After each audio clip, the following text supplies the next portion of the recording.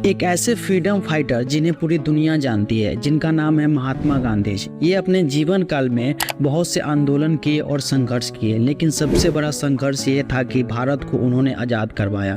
कौन थे महात्मा गांधी और संघर्ष क्यों किए और क्या रीजंस थे और कठिनाई कितनी सहनी पड़ी, आइए समझते हैं।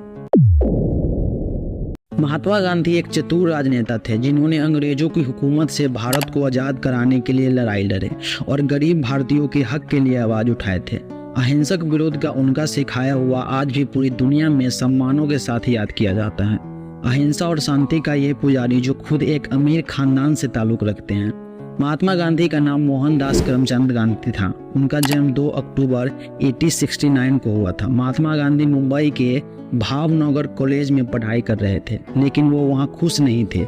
उसके बाद उन्होंने वकालत की पढ़ाई पूरी करने के बाद महात्मा गांधी भारत लौट आए। दक्षिणी अफ्रीका में भारतीय लोगों के साथ सौतेले बर्ताव और भेदभाव के खिलाफ उन्होंने अफ्रीका में इंडियन कांग्रेस की स्थापना की। इसी दौरान गांधी जी ने ब्रह्मचर्य का प्रण लिया और सफेद धोती पहननी शुरू कर दिए। 1913 में महात्मा गांधी ने अफ्रीका में रह रहे भारतीय पर लगाए गए 3 पाउंड के टैक्स के खिलाफ आंदोलन शुरू किया। उसके बाद पद यात्रा निकालने का फैसला किया। इसे उन्होंने आखिरी सवर्ण अवज्ञा का नाम दिया। इस यात्रा के दौरान ही गांधी जी को गिरफ्तार कर लिया गया था। अफ्रीका में ब्रितानी हुकूमत के विरोध गांधी जी को इस जीत को इंग्लैंड के अखबारों ने जमकर प्रचारित किया। इस कामयाबी के बाद गांधी जी का नाम अंतर्राष्ट्रीय स्तरों पर जानने लगा। अफ्रीका में अपने आंदोलन की कामयाबी के बाद गांधी जी ने तय किया कि वह रेलवे से पूरे भारत का भ्रमण करेंगे। इस यात्रा के दौरान गांधी जी ने अपने देश की गरीबी और आबादी को देखा तो उन्हें जबरदस्त सदमा लगा। इसी दौरान गांधी जी ने अंग्रेज हुकूमत के लाए हुए काले कानून रॉलेट एक्ट को विरोध करना शुरू कर दिया।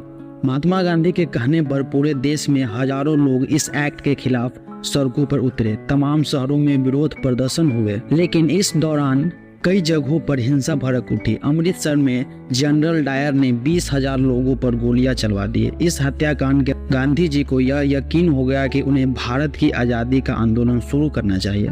अपनी बढ़ती लोकप्रियता की वजह से महात्मा गांधी अब भारतीय राष्ट्रीय कांग्रेस का प्रमुख चेहरा बन गए थे।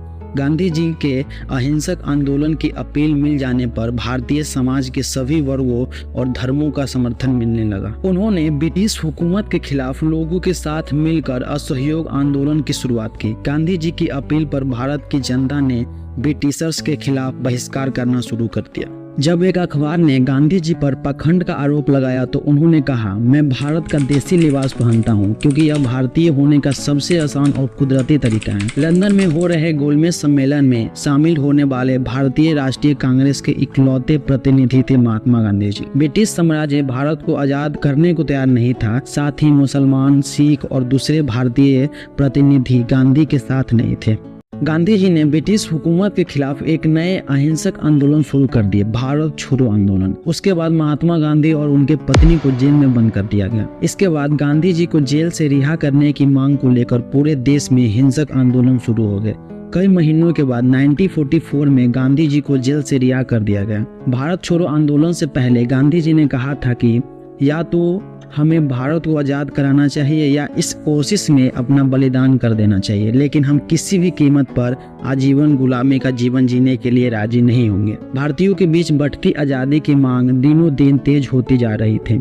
आखिरकार मजबूर होकर ब्रिटिश सरकार ने भारत को आज़ादी के लिए चर्चा करनी शुरू की, लेकिन इसका नतीजा वो नहीं निकला जिसके लिए गांधी जी ने इतने दिनों से संघर्ष कर रहे थे। माउंटबेटन प्लान के तहत भारत का विभाजन करके भारत और पाकिस्तान नाम के 2 स्वतंत्र देश बनाए गए। बंटवारे की वजह से बड़े पैमाने पर हत्याएं और खून खराबा, तकरीबन 1 करोड़ लोगों को अपना घर बार छोड़ना पड़ा। दुखी होकर गांधी जी दिल्ली शहर को छोड़कर कलकत्ता रवाना हो गए ताकि हिंसा को रोककर वहां शांति स्थापित कर सके।